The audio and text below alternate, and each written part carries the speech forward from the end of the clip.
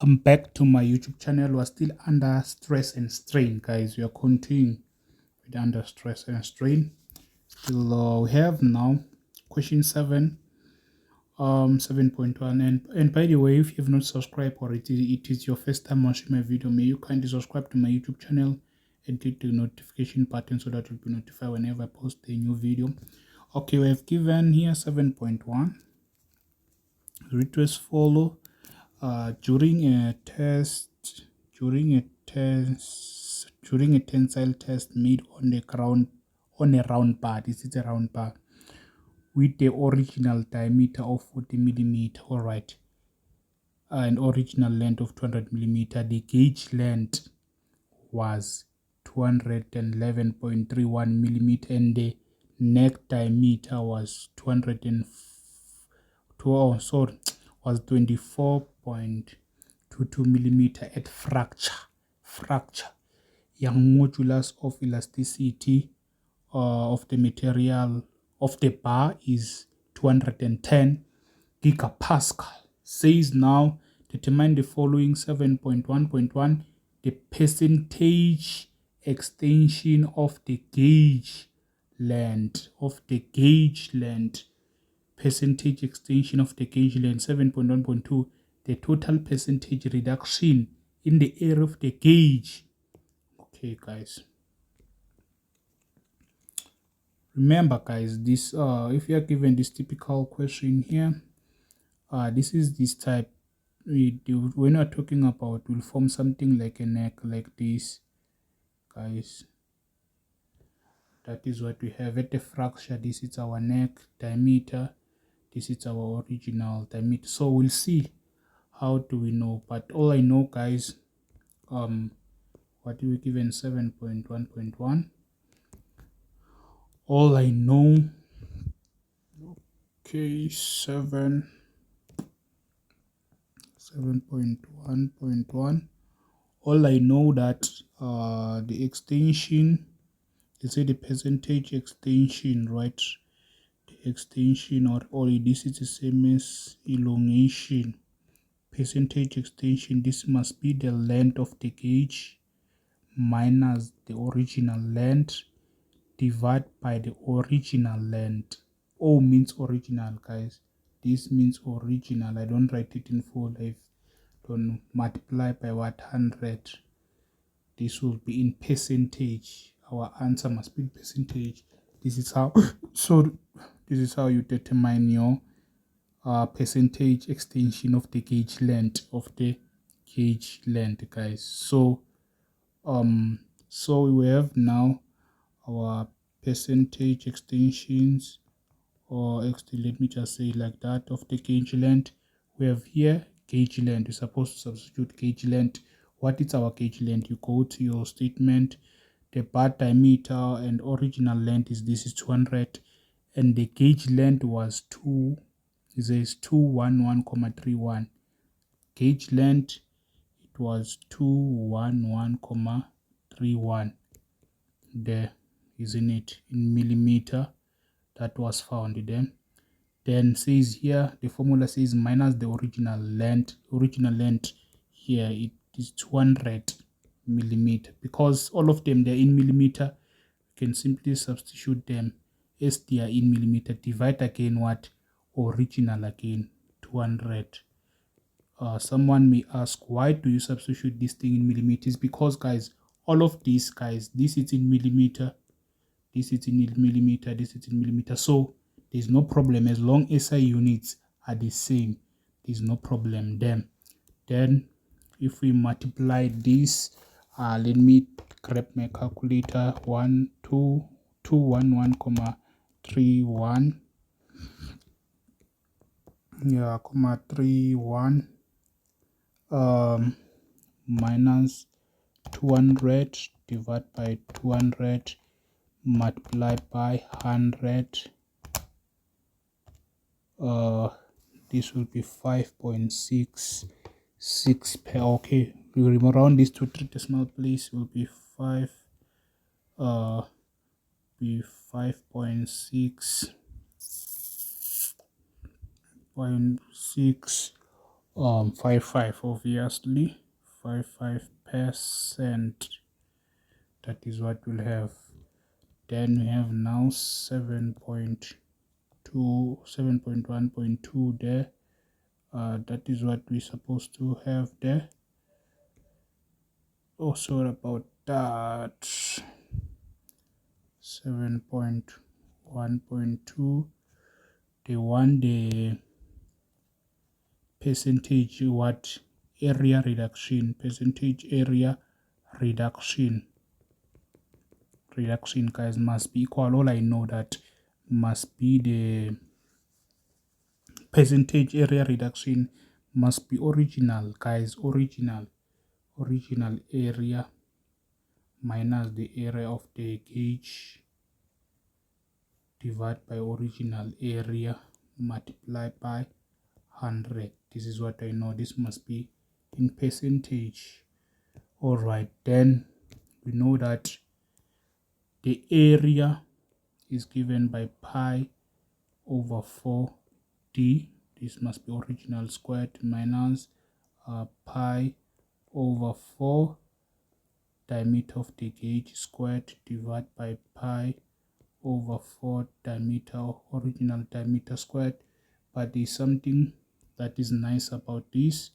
Check here, you can take out the common factor of the pi. If you take out the common factor of the pi, you're left with do squared minus d gauge squared, like this, divided by pi over 4 do squared. This and this, as you can see, this and this will nicely cancel like that.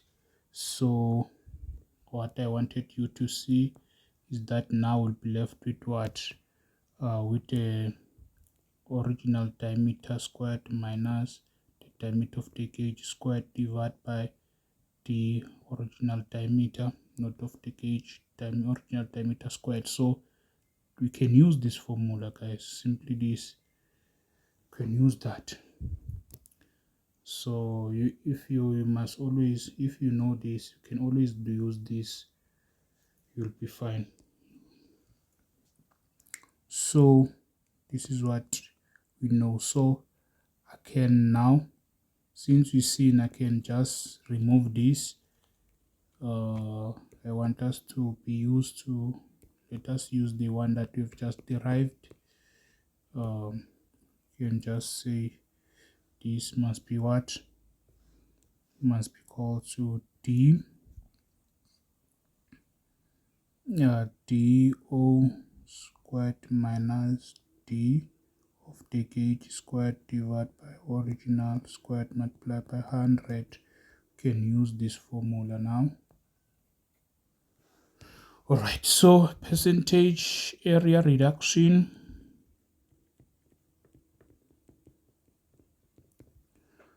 what is our original diameter? Let's check on the statement.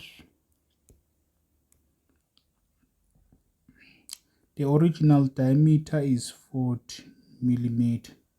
All right, it's 40. Then the neck diameter at fracture is 24.22. So all right.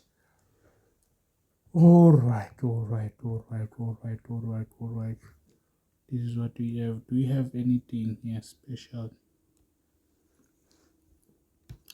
We have the length of the gauge. We are done with this length.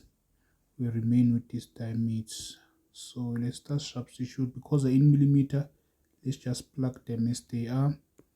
We have there 40 minus 24.22.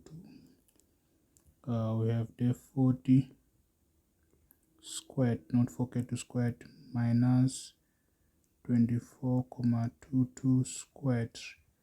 There is 24.22 squared. Divide now by the still original one, 40 squared multiplied by 100. So what will be this percentage reduction? 40 squared minus 24,22 squared divided by 40 squared multiply by 100, simply have 63.37, could be 63,337%. all right, this is what we have, guys. So let us go to this guy. 7.2 says a tensile force of 90 is applied on a bar with a square surface with sides of 250 millimeter. all right, sides square, obvious, all the sides are equal, the length of 1 meter. Young modulus of elasticity of material of the bar is 116. So here says determine the following. 7.2.1, the stress cost in the bar. Okay, guys, I won't go there, down. I will simply just, because we are done with this part, so allow me to simply take out this guy here and little bit of this guy there. We're done with this, isn't it? So all right, this is what we have. all right, now we want, okay, this said 7.2.1, the stress cost in the, the stress is force over area. What is the force? They've given 90 kilonewton times 10 to the power of 3 divided by area. Obvious, it's a square there.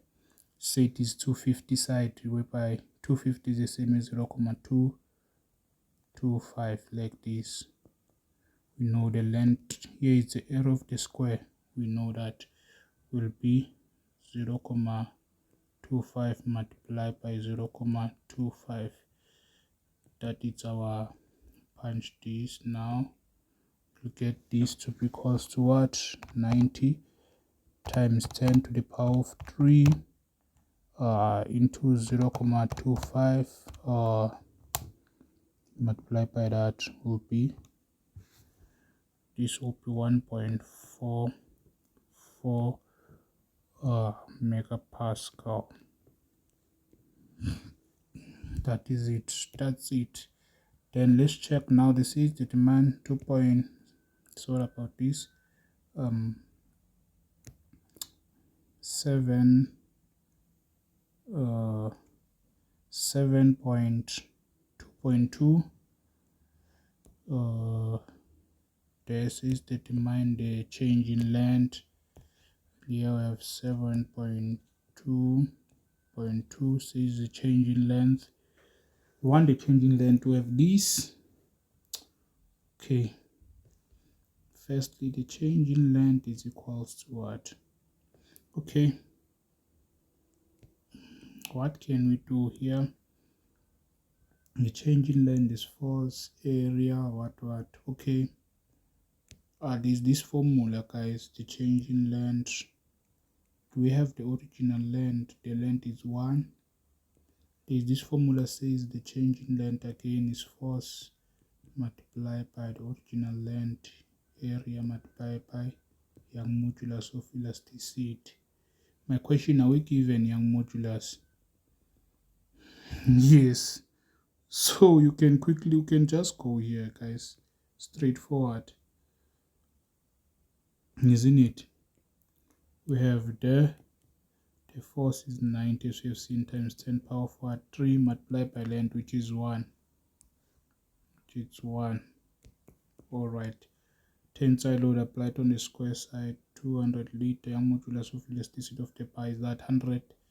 Change in length, this is what is the change in length. Force, the length of the bar we see here, it's 1. Then the area, it's a square what it's 250, 0.25. It's the same as 0.25 squared. Obvious, it's a square. Remember, 0.25 0.25 multiplied by 0.25, it's the same as 0.25 squared. So okay, multiply by our modulus of elasticity, which is 116 gigapascal, 116 times 10 to the power of 9. So this, ladies and gents, that is how you're supposed to punch this extension. And obviously changing length, that 90 times 10 to the power of 3.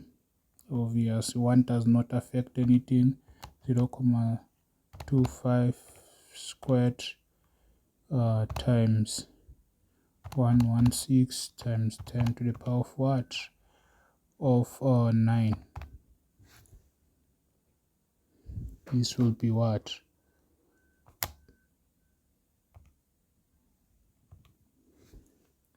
12,414 times 10 to the power of minus 6. It's in, oh yeah, it's in meter. Let it be in meter. So this is what we have. So that is what we have. So guys, thank you for watching, and and may you kindly subscribe to my YouTube channel. If you find my channel helpful, you can subscribe and become the part of the family, so that you'll be notified whenever I post a new video. Stay blessed. See you on the next comment session.